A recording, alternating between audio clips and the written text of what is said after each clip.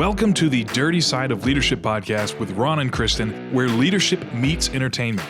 This podcast features stories with names and certain aspects that have been changed to keep submissions private. Enjoy the show. Welcome to the Dirty Side of Leadership podcast. If you've ever felt that your attractive counterparts were receiving better career opportunities and pay, you're not wrong. Studies show that people who are considered attractive in the workplace are perceived as confident, making it more likely for them to receive praise and professional advancement. In today's podcast, we are going to discuss what is known as the beauty bubble and how you can hack your way in if you're not already. Ron, we're not afraid to tackle the hard stuff, are we? No, we're not. That's one of the reasons we're doing a podcast. Why not? Exactly. No one else wants to, so we go there. That's right. Kristin, here we are, episode 20. Yes. And this is very exciting. And we're going to share some information we talked about in the last episode, a little collaboration with between you and I. But before we do that, I want to give someone a book. We're celebrating a little bit that it's episode 20. We've had some great responses from our listeners. So I'd like to mail someone a signed copy of my book, The Dirty Side of Leadership. So what we would like to happen is think of a great topic that we haven't covered yet and DM either Kristin or me. You can do Facebook, LinkedIn, or Instagram. And we will get together and we're going to select what we believe is the best topic that we're going to take on in a future episode. So would love to give you a signed copy of my book, and we don't want you to put your address in the Facebook group. Remember, it's going to be DM, and we'll keep that personal, but I want to give you a free book. Now, yes, Kristin. I'm excited. Feel free to send us more than one. I mean, as many as you'd like. We will be picking the one that we like the most and that we can actually make a 45-minute podcast out of. But if you have multiple, hey, we might even use what you're sending us for future episodes. So get on it. We need you. This is going to be exciting. I'm pumped up about that. Yeah, and if you pad the PayPal, there's a lot better chance you can... I'm joking. God. I'm joking. Ron drops his PayPal handle in the show notes. Oh, my goodness. Patreon. Oh my goodness. Okay. So last week we talked about something that we've been working on together, and I'll give a little bit of a background on it and then Ron will dive into it. But it was funny, in March, I was complaining to Ron about a planner that I had just purchased because it didn't have enough space for me to write. And Ron lit up. He got so excited because it's been his dream to have his own planner the way that he would want it to be if he was using it. And so we've been working on this for the past few months, and we are so close to having it ready to go. Ron, fill everyone in with what this planner has to offer. Yeah, I'm really excited. Chris, it's going to be called the Forward High Performance Planner. And when I was Academy Director, there's only a few things that got me bent out of shape, and it's kind of funny, but I have to have gel pens. Me too. I love dark ink. You're a gel pen gal? I am. Love Uniballs. There you go. Call us Uniball or one of the companies. Anyway, yeah. So every year when it was time to order planners, I would go through like tons of planners, and I didn't like any of them. I'm just being honest. So one year I ordered this high performance planner, and it had so many boxes and charts and metrics that you did. Yeah. I thought I would not even be able to get a day's work done. I would spend all my time on my planner. So I wanted to strike a balance. I ended up talking to you, and we had the exact same ideas for a planner. Number one was there needs to be space to write. Yeah. I would get some that had little bitty squares or whatever. So we have developed this high performance planner. Each week there's a prep sheet, and it just has a few lines on fitness, health, business, and other goals, and it may even be family goals. But each week shouldn't take you but a few minutes, and it's going to have a sample for you to go by. And then each Monday, there's going to be an original quote from Kristin or me, because we know you can look up all these great quotes online. So we're doing personal quotes, which has been a challenge, right, Kristin? It has. Yeah, Ron, I'm just going to tell them what you did to me. So I was working on a sheet, and you can share your documents. And so I had shared it with Ron because it was a working document. And Ron went in and started filling in all of these quotes that were wildly inappropriate to put in a planner. Just like, get your work done, B, stuff like that. So I didn't go in and notice it. So Ron texts it to me. He's like, wait, what? What's this? And I'm looking at it. And I had been working on my quotes kind of late at night, and I was like, did I write that? So you got me for a half a second, but it's hysterical. Yeah, one of the quotes was, get off your lazy ass and get to work. And I know, put her name after it. I could see myself saying that in my head, but not in a quote in a planner, so it was hysterical. I'm like, well, you're on point, but the lesson let's here is finesse. You got to have a little fun, folks. You have to. So back to the planner. Each Monday, as I said, you're going to get the original quote. I hope Kristen's will be clean. There's going to be a challenge of the week, and then a corresponding pro tip, which helps you elevate, whatever the quote is or the information you want. That pro tip is going to help you go to the next level. And then at the end of the week, this is really cool. There's going to be a way that you can evaluate yourself. I forgot one thing, Kristen. There's a section that says, who needs me this week? And that's so important. Someone may need you, and you're reminded, you can write their name right in there. So I think that's very cool. But anyway, at the end of the week, you can evaluate your performance. There's a place where a little arrow for you to, we called it leftover business or something like that. Yeah. I think we have struck this great balance. So listeners, please, if you or your agency has not ordered your 2024 planner, wait just a few weeks.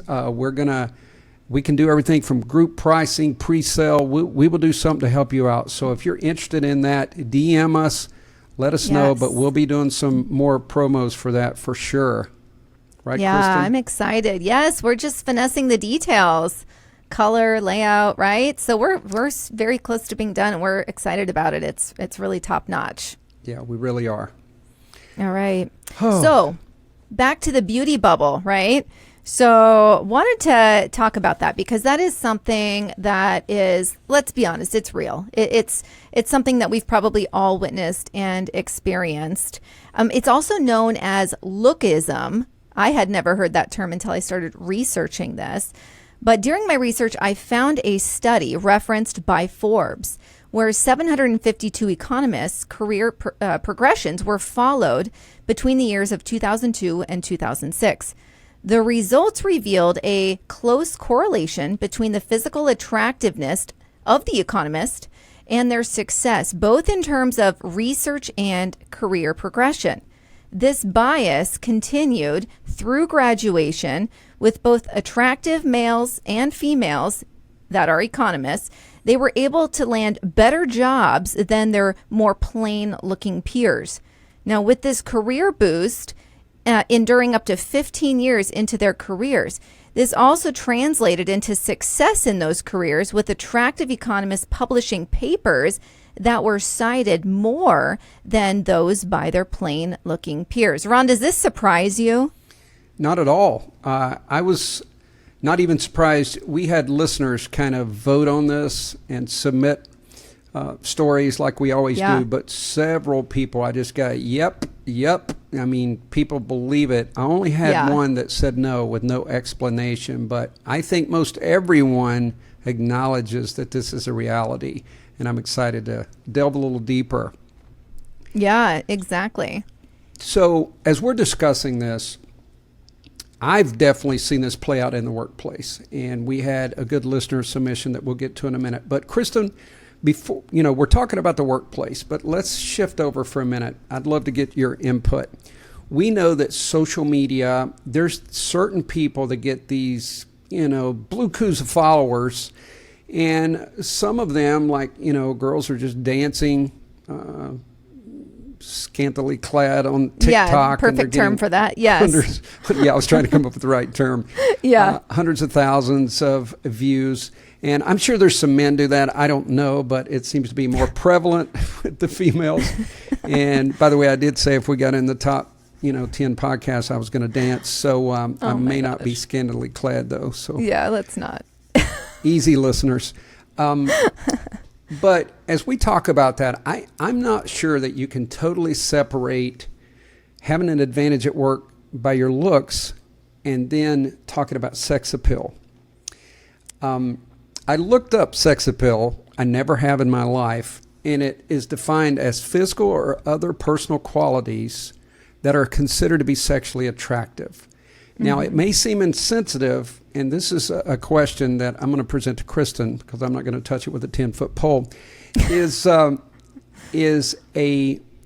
this sex appeal, do you think that marries over? Is there a nexus between that and work appeal? Now, this is interesting. I read a study. It was conducted by Oprah.com, of all people, and it is called factors that are usually not considered but are a reality.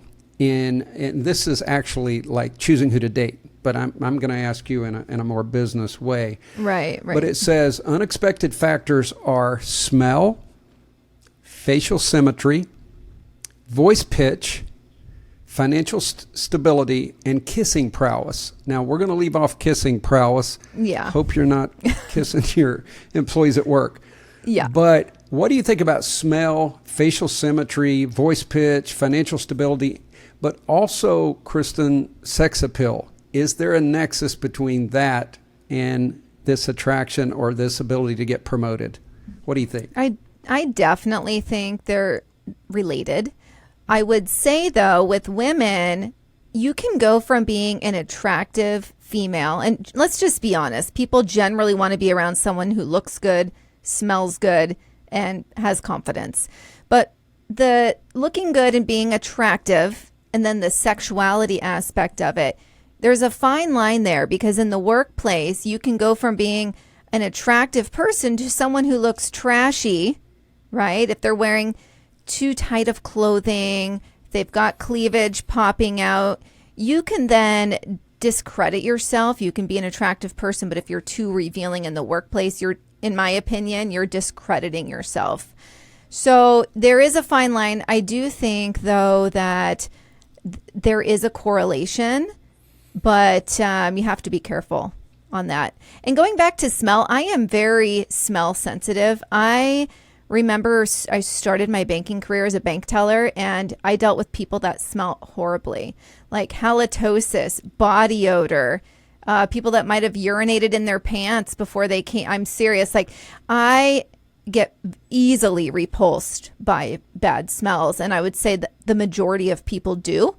So that's incredibly important. Asymmetry, all the models out there, that's what's landing them their jobs. I definitely don't have an asymmetrical face. But anyways, yeah, so that, I think it's all spot on. Well, this is, this is such an interesting topic. Now, I want our listeners to understand, we're not minimizing the Me Too. And I know that throughout history, there's no doubt that there's been people who get sexually harassed and things like that. But we're looking at the opposite side of that. And it may not be as politically correct, but it's a reality. I've seen it play out. And even in our listener submissions, people talked about it. I've got one that says here, without a doubt, attractive people have advantages in basically every aspect of society, from dating to socializing to network to the workplace and far beyond. Pretty privilege is one of the most pervasive and ignored privileges that exists. While it advantages women more than men, it, like all things, does come with drawbacks or trade-offs, depending on the person and their interests and goals. A beautiful woman who wants to be respected and admired for her work may find her efforts overshadowed by people's appreciation for her physical beauty, no matter what she achieves. The introduction of women into the workplace many years ago has come with a lot of confusing issues such as sexuality, flirtation, clothing policies. The line is not really clear. What seems to be the fine line currently is just wherever a woman draws the line. Where one man in the office may say something like, "Wow, you look great in that dress," and she might smile and appreciate the compliment. Another man might say the same thing the same way. She might feel uncomfortable and perhaps even consider this sexual harassment. Just food for thought. We would like to note we don't always agree with or embrace, but we think our listener submissions are very important. Kristin, I do think this submission brings up a very important issue. And I think that listeners, if you peel back the curtain, you will understand this. Number one, we know that women seem to be held to a different standard than men when it comes to attire. I think a lot of people would agree with that. But also because of the political correctness, sometimes I think people are confused and they're so skittish that it's hurting morale, literally. And I did training at a place, and there was someone talk to me, and they literally said, we are afraid to say anything to the opposite sex because we don't know where the line is anymore. What do you think about that? Is that an issue? Is that hurting morale? Yeah, it absolutely is. And I'm one of the least sensitive people about subject matter like that because I don't like the feeling of people being on eggshells. I have a zero tolerance for inappropriate behavior, but I guess for me, I've never had the experience where I needed to go out of my way to address some behavior because I've dressed professionally, not overly provocative. I've never given these cues that I'm wanting, hitting on someone or wanting to be hit on. I've had basically a kind of a closed off vibe in that respect. And I feel like that's easily read. Now, I'm not saying that people that get hit on or get sexually harassed, that it's their fault. But for my experience, I had parameters that I lived within professionally and the way I presented myself. And I've been able to kind of stay out of that subject matter altogether.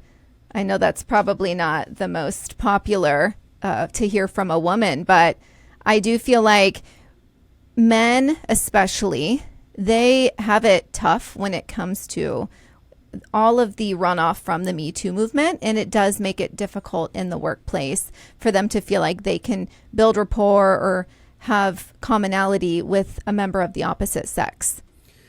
That's so true. And in the comments that I got in conducting training, it was how to compliment a woman at work. Do you compliment a woman? Like if a woman is wearing a dress and you think it's a beautiful dress, do you say that, or do you not use the word beautiful? So I think no. In this day and age, you just stick to performance. I did empathize, but I said the same thing. I said, if you're feeling that, it could cause you a problem. And if someone asks you, do you like my dress?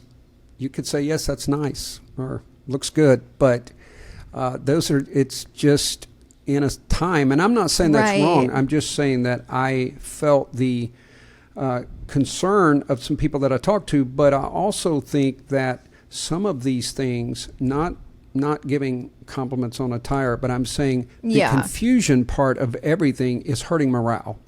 So I think there has to be some... I have to chime in on that. If someone says, if I'm like, oh, Ron, do you like my shirt? You could say something to the effect of, to completely bring it away from sexual attraction or anything. You can say, oh, I'm a big fan of stripes. Really cool. Really cool. And say something cool like where it's very friend zone. So if someone had a great dress and they're the one saying, do you like my new dress? I love the floral print. That's wonderful. We're not saying anything about the bodice or how it looks on that person. You're specifically talking about the item, the garment. I thought you were gray rocking there for a second. I mean, hey, quasi, but you can live within parameters that are appropriate. I do like what you said, and I used to use the word nice. It seems squeaky clean to me. Like if I would say, yeah, that's nice. That's different than saying, you look gorgeous in that or something. You just say, yeah, it's nice. Very different. It's kind of Opie Taylor, Smart. I think, if you say nice. Yes. We've got another listener submission. Now, this is going into something that I observed as well, and I think this is important to think about. And we always have some solutions, whether you agree with them or not. They're coming. But they're coming. They're coming, so hang on. Don't turn us off. Here we go. The building where I worked had several agencies, so this is apparently a multi-agency building. A controversy developed when a very attractive female was promoted to the top spot at one of the agencies. She had a bachelor's degree when other applicants had master's degrees and more experience. She wasn't very good at her job, and when I talked with some of her staff, they said she was a terrible boss. They described her as rude, impersonal, and lacked vision. However, they said when she was around the executives who promoted her, primarily older men, she could lay on the charm. She was also known to flirt with them to get resources, which included new office furniture that was next level. Well, Ron, what's the difference between that and a hooker? I mean, seriously, let's just go there. You mean a sex worker, Kristin? Pardon me, sex worker. Let's keep it PC here. That to me is such a gross display, and women get such a bad rap from behavior like that. And it's really disappointing to hear that men time after time fall for it. You know, Kristin, I just think it's so funny that we're using this submission because I listen to podcasts all the time. You know that. And almost every podcast, when they start talking about things at work, it's never this. It's always sexual harassment. But I do think it's important for our female listeners to understand that we feel you, and we know there's a reality that there are some people, probably a low percentage, that actually use their looks, sexuality in a mild form to get promoted or, to get advantages. Right. And some of it might be implicit. They may have done this since they were young, and they just know how to work men. And there's men that just know how to work women. Some people call it charisma. But the perception was that this woman was acting that way. But in her mind, she might have just been thinking, I know how to get what I want. And it's that simple. Yeah. Yeah. Well, hey. Y'all heard how I feel about that. I think it's a gross display of sexuality. I know. I'm like, if I say anything else, I'm just going to get in trouble. All right, Kristin, let's personalize this a little bit. Okay. I will be the first to admit, there are mornings that there is no way that I'm going to hop on and do a video, especially when I first wake up. Or there's times, that I just feel like I look rough and I don't want to be out there. So that may be, from one of our earlier episodes, mild narcissism, or it might be ego. But that's the way I approach it, because my social media, even though I have personal pics, I do my business. There's people that go on, as you know, Kristin, go on our social media and hire me to come speak or executive coaching. Right. So I treat it just like a job. So in other words, when I used to go to work, I was dressed up. I was ready to go to work. Yeah. I treat my social media kind of the same way. What's your thoughts on that? Absolutely. There's nothing wrong with putting your best foot forward. And my mom taught me something early on. When you go to the airport, I always see people that look like they just rolled out of bed walking around the airport. I think it's disgusting. She said, everyone that you see at the airport sees you. And it's so true. Do you know how many times I've ran into people I don't know or met strangers, and now we've developed this great rapport and we still are in contact today. You need to, if you're going to go outside of your home, in my opinion, feel free to run to Ace Hardware in your scrubs if you need to. But for the majority of the time, you need to present yourself as a professional. And there's nothing worse than being a schlup out in public. And there's no way, I get crap about filtering some of my pictures. And let's just be honest. Do you think I'm going to rock some eye bags if I wake up with eye bags from allergies? Do you think I'm just going to rock them? No, you get eaten alive on the internet. So I'm going to do a soft filter and filter off the eye bags. There's nothing wrong with that. And I'm not afraid to say it. And that's what 99% of people on the internet do, by the way. So it's one of those things where we want to present ourselves as professionally as we can, put our best foot forward. I was always dressed up at work. I know a lot of my counterparts would wear the same cardigan every single day with the same pair of black pants and the same schleppy shoes. And that just wasn't acceptable with me.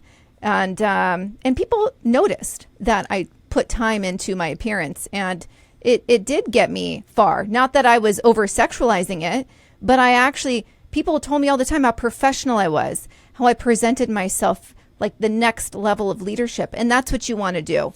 And there's nothing wrong with that. I think people have to decide where you want to go in your career. If you don't want to go anywhere, have at it. But I think your mother is so insightful. I have never used in my examples the airport, but I fly a lot, as you know, and I have seen people in airports. It's unbelievable. I'm like, you're going to get in a plane and sit beside of someone. Yeah. That's probably like a good standard to go by. What do you look like at an airport?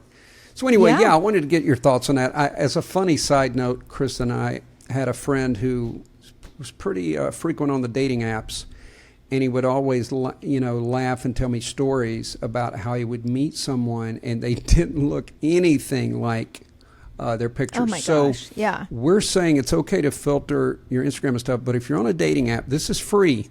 You want to look a little bit like the person on the picture. Yeah, there's a filter where you're like smoothing your skin, and then there's like a filter that changes your whole freaking appearance. And stay away from those. I feel bad for the dudes that are on those dating apps today. They're going in, they're getting a completely different person in person. It's scary stuff. I don't envy them. Oh goodness. I'm going to take this time to plug this for parents that have kids. And Ron, I told you I was going to do this before we recorded. You did. You need to set your kids up for success. And if you don't have kids that are in the, the minor age range, share this with someone who does. You need to ensure that your kid doesn't smell I'm going to use a curse word here. If your kid smells like shit, no one's going to want to be around them. If your kid looks like shit, no one's going to want to be around them. If your kid dresses like shit, no one's going to want to be around them. So you, as the parent, are responsible to make sure that when your kid leaves the house, their teeth are brushed, their hair is brushed, they don't have wrinkled clothing on. There's so much to it. Are their shoes filthy or are they clean? Are their clothes clean? So it's very important that we set our kids up for success, and you would be blown away with what I see kids rolling into school wearing, or even just walking around in public. And when you're under the age of, let's say, 16, even 18, one could argue, your parents are in control of that. And it's very difficult for you, unless you're getting your own job at 16, to start making some of those decisions yourself. But if you haven't been set up for success by your parents, you're going to have a tough life ahead of you. And life is already tough. So set your kids up for success, and it's okay. You're not going to hurt their feelings. And if you do a little bit, good. Maybe that'll stick with them. I don't let my daughter leave the house unless her hair is brushed, and she gets irritated with me sometimes, and I don't care. I'm setting her up to be a successful person, and that will stay with her through adulthood. And unfortunately, Ron, I'm talking about parents with kids right now. There are, as we both know, managing a lot of people, there are plenty of adults that don't brush their hair, their teeth. They come to work in wrinkled, dirty clothing, and it's frightening. I really wonder sometimes what was happening in their household. I just don't understand. So I really feel like people haven't been set up for success. And it's a really important message. I do. I think that's vital. And as Kristen said, please, if you're listening, you need to pass this on, because I doubt that runs through. A lot of times parents get so busy. And I know that there's wonderful parents that do that, but I don't think they always think of that. Am I setting up my child for success in all areas? I taught my children, no matter if grandmother gives you $20, $10 goes in savings, go have at it with the other 10. And my daughters have money because they've always been taught the save principle.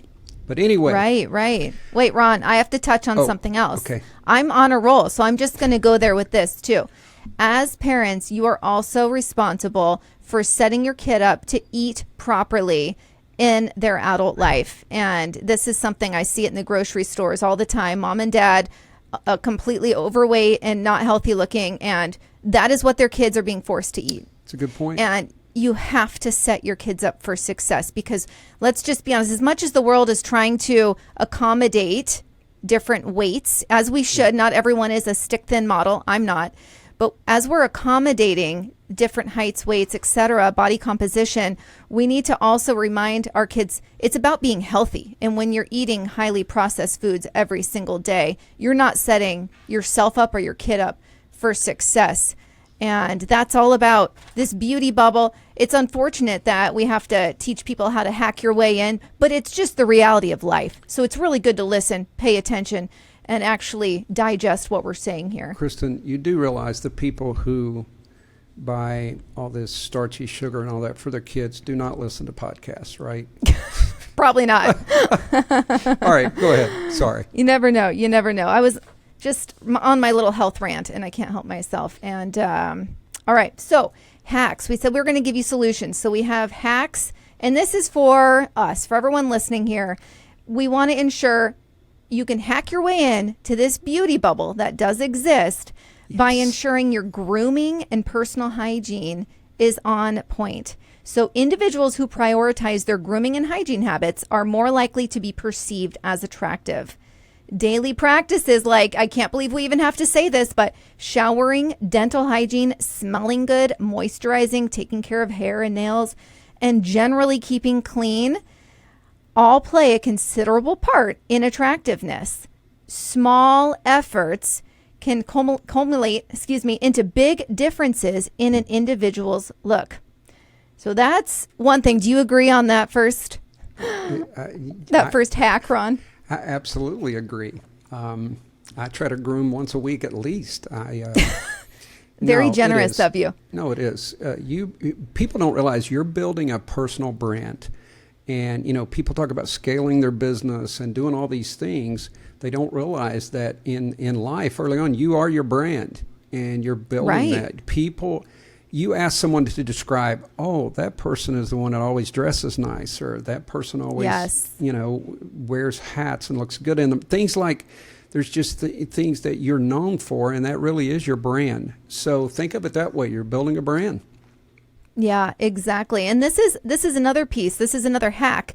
And people might not always think about this, but healthy lifestyle choices. When somebody knows, and I can completely see this when I worked in the office setting, when somebody knows that you are making healthy lifestyle choices, like eating a healthy diet and working out, it can increase your attractiveness. Now, this is not only a physical attractiveness, it's also going to be the person that is engaging in healthy lifestyle choices. They are going to also be more confident, because when you make these choices, like especially exercise, it helps you with being positive and not having those negative mood swings, etc. So it's really good, and confidence is very attractive. Now, also, when somebody knows that people are into healthy lifestyle choices, it shows that they are in control of their life, and as much as they can. And being in control is actually very attractive to people as well. So there's so many factors in this that really, it's like the psychology of how one thinks, but confidence, looking good, but also being positive. It's all such an important thing to do to hack your way into this bubble. Yeah, I love this. The beauty bubble hack. You heard it here. Yeah. Let me add just developing a style, like Ron already talked about. You talked about developing style. Sorry, I forgot to mention that one. Yeah. It's important. You have your personal brand, your personal style. No, all right, you can have it back, Ron. You've said this, displaying confidence. So I want to touch on the behaviors that display confidence.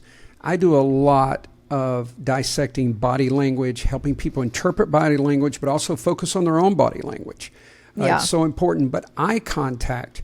If you're interviewing for a job, I always say start your eye contact with the person that asked the question, then scan the room, peruse the room, and look at everyone in the room. Eye contact is so important. Someone that can look you in the eye with good posture, that lets you know they're confident. Yes. Another one is be a thought leader. In other words, put your flex on display. Let people know what your strengths are. And if there's something you're strong in, it's okay to talk about that, or let your managers know that you are strong in this area. You're the thought leader. As you do that, it's going to draw people. They're going to want your knowledge. People are starved for knowledge, and they're going to come to you to get that. And another one, and this is so simple, and we talked about it on the episode, Is Humor Still a Thing? It's smile. And we did talk about the neuropeptides and all the things that happens to the body when you smile. but also it's a universal sign. This is the universal sign of choking. There's a couple other universal signs I won't share, but one of the universal signs is a smile. Every culture has it, and it is warm and welcoming. And when you smile, you are welcoming people into the conversation. Now, of course, you don't smile at inappropriate times or smile the whole time. It minimizes it. But and it's weird. It is weird. But these are some ways that you can hack into this beauty bubble, and you can be just as confident and just have the same amount of chances, or at least we hope, to get promoted and to elevate your career. Yes. Ron, I have to share with you, I had my uncle's ex-wife. We were all watching The Green Mile as a family.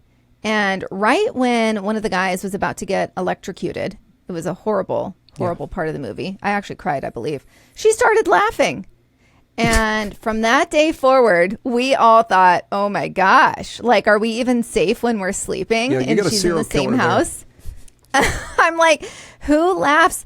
Some people do handle stressful situations in odd ways and they laugh, but that was creepy. So definitely try not to smile when everyone else is, when you're talking about something serious. Or that's so true.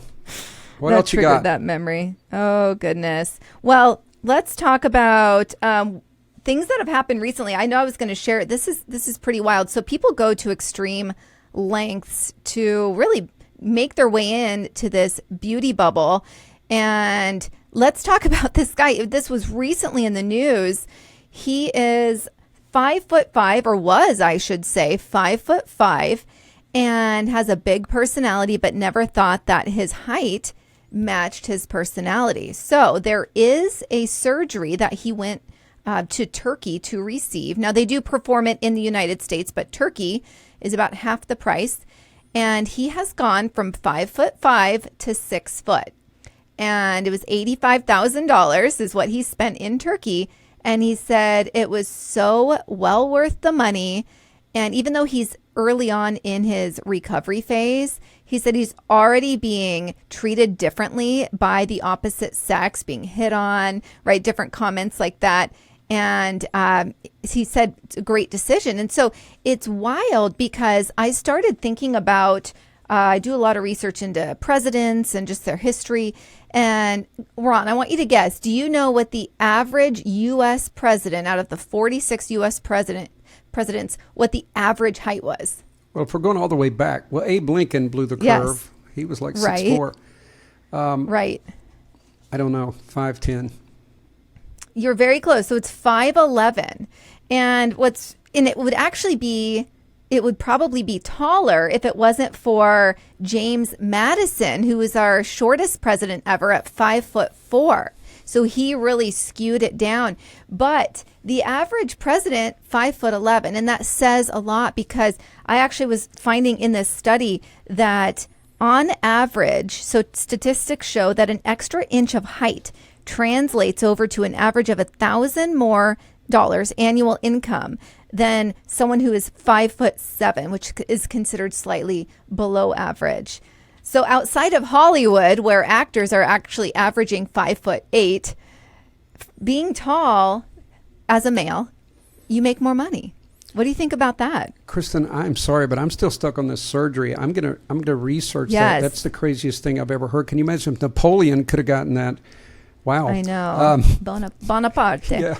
I have a little more detail on that surgery because he was talking about, let's see, because people are always asking how that's even possible. So you have to break the bone, you put a rod in it, and then you turn a key every day for 90 days to grow the bone. Just like orthodontia, right? When you have too narrow of your, your jawbone up top, you crank it and it will widen that. So that's what they're doing in his legs. And then the skin slowly stretches. It says, the skin and the muscle will stretch. Pretty crazy. That's crazy stuff. But also, I do get it. If people want the American president, especially back in the day, I would think to, let's face it, to look tough. The part. And look the part.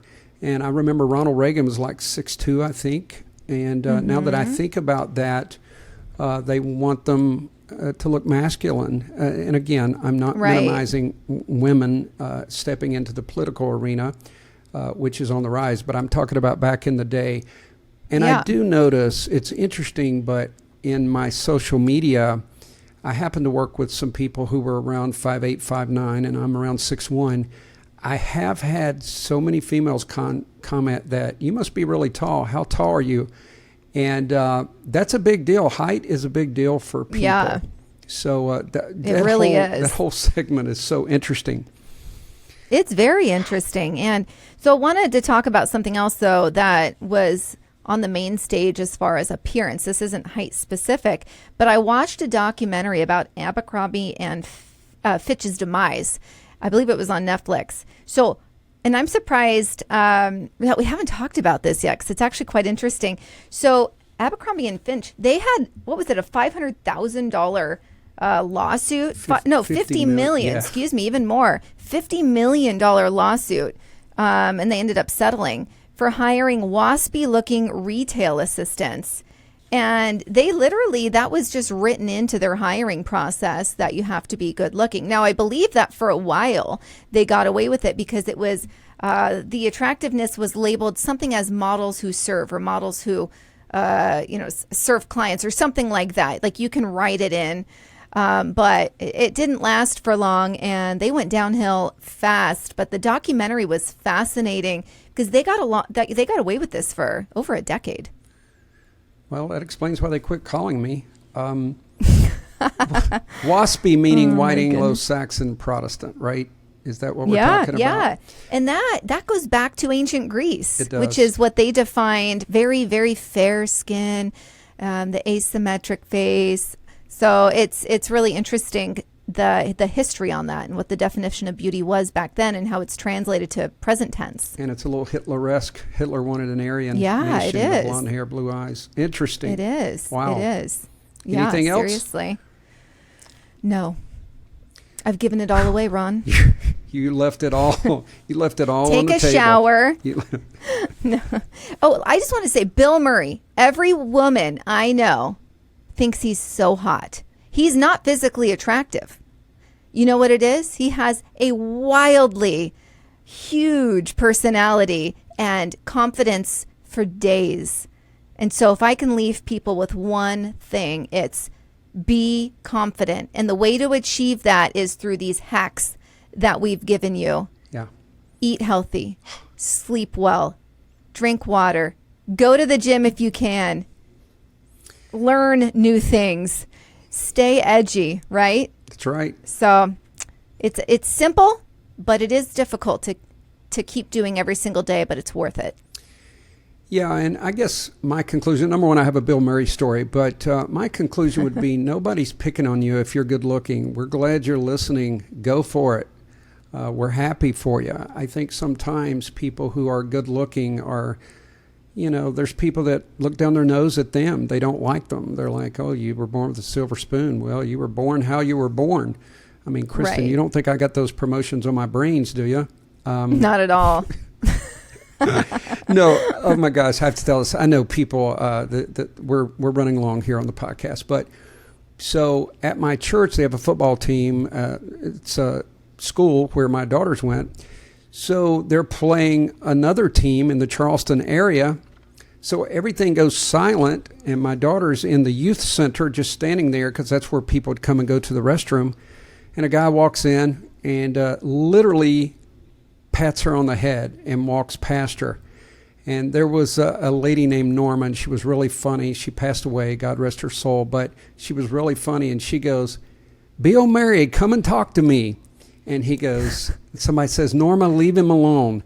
And he said, yeah, Norma, leave him alone. As he's walking in, he goes to the restroom and walks out. So anyway, they're going to my daughter, Bill Murray patted you on the head. And she goes, who's Bill Murray?